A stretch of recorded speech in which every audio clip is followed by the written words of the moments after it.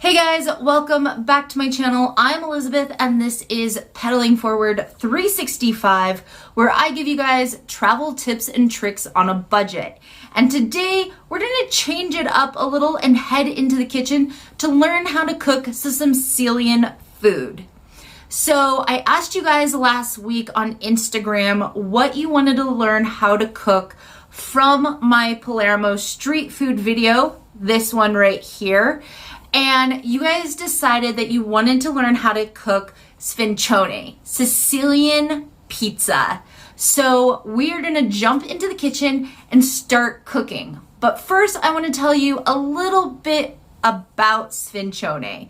So to start off, this pizza has a crust similar to a focaccia bread. So it's a lot more spongy.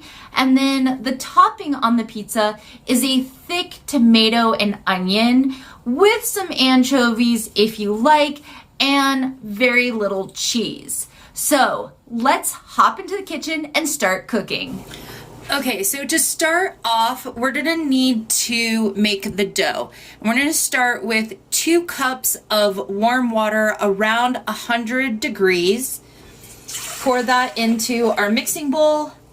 And then 1 package of dry active yeast. Now we're gonna let this bloom into the water here. So I'm gonna pour this in.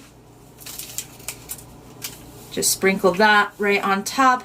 We're gonna let that sit for about 10 minutes. A few moments later. So now that our yeast has bubbled and bloomed, we are going to add in the rest of the ingredients. So we have 1.5 just 1 teaspoon of sugar, 1.5 teaspoons of salt, 3 tablespoons of olive oil, and we're slowly gonna start adding our flour, not to try to make a mess.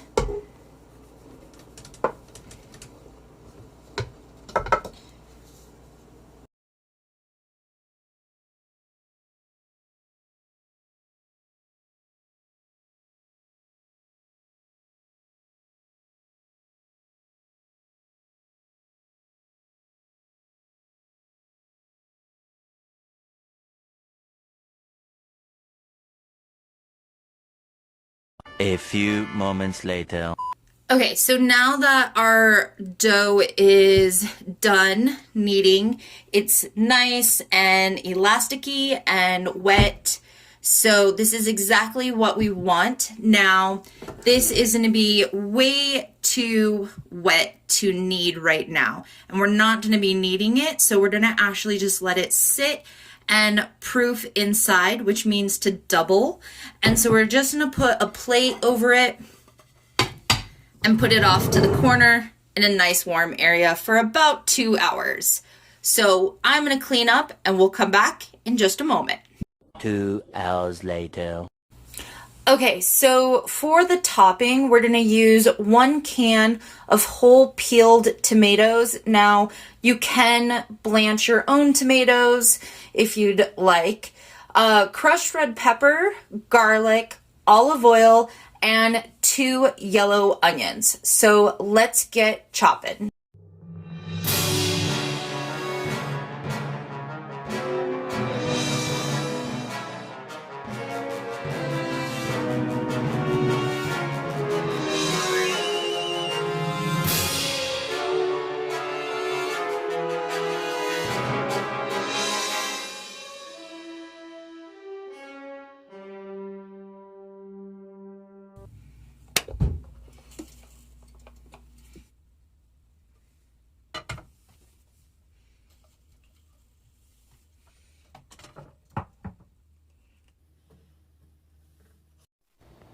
So now that our oil is heated up, we're going to pour in our onions and start caramelizing.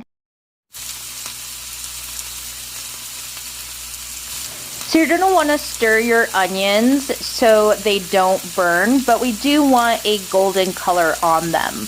Now I've gone ahead and added some salt and pepper, and now I'm adding the chili flakes and a decent spoonful of garlic and just tossing that all together.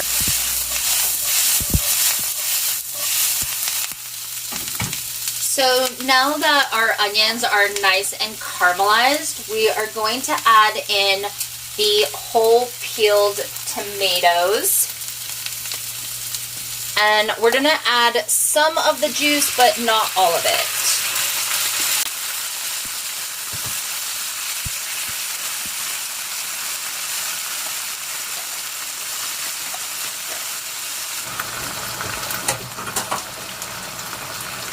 So I've chopped up the tomatoes a little bit. If you want them finer chopped, feel free to cut them up a little bit more.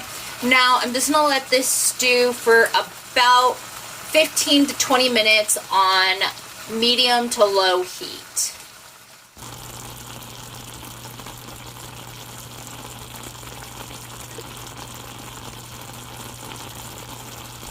Okay, you guys, so now that I have the topping for the pizza simmering, I'm going to finish up our dough.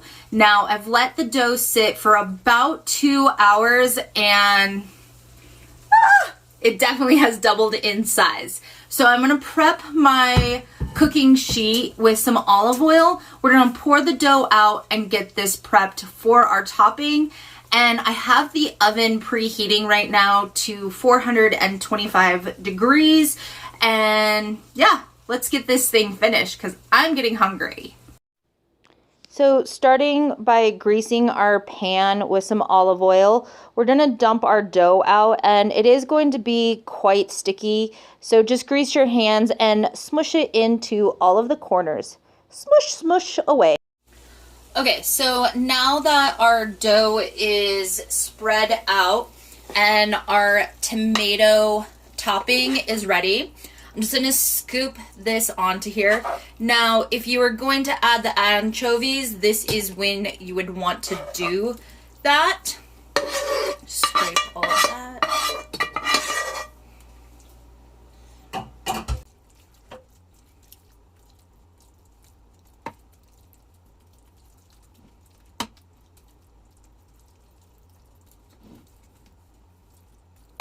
Now I have a mixture here of breadcrumbs, oregano, and some Parmesan and Romano cheese, and we're gonna just sprinkle this on top.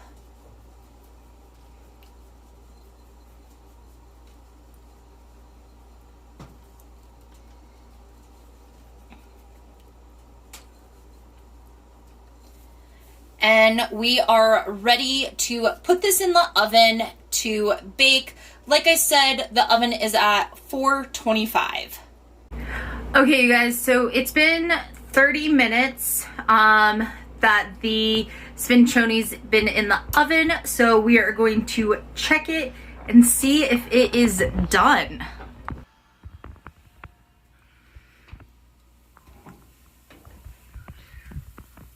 Oh man, you guys, this looks so good.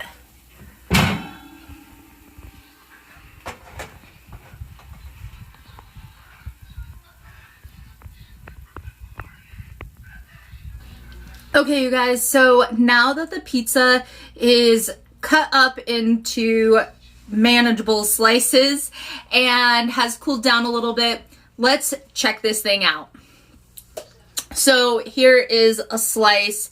As you can see, the dough is still pretty fluffy. Now, the bottom did get a little bit caramelized along with the edges, so it's a little bit crispier, and I actually prefer that. Now, let's dive in and see how it tastes compared to the one in Sicily.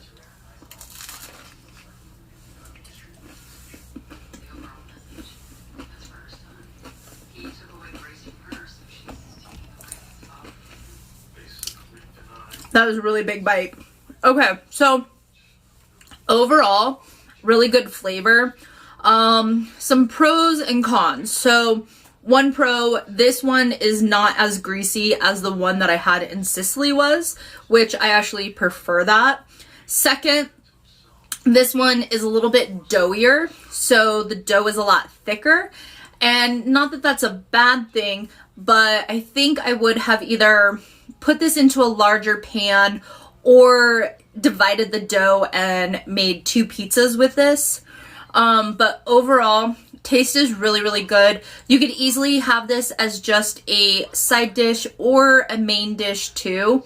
Now, you can freeze this. You would want to let it cool all the way down, wrap it in plastic wrap, and then you can put it in the freezer and then just put it in the refrigerator to defrost and then put it in the oven when you're ready to eat it. Now, I hope you guys enjoyed this video. If you did, don't forget to give it a thumbs up. Share it with your foodie friends, especially if they like pizza, and who doesn't. And next week, I am heading off to the beaches in Palermo. So until then, keep pedaling forward.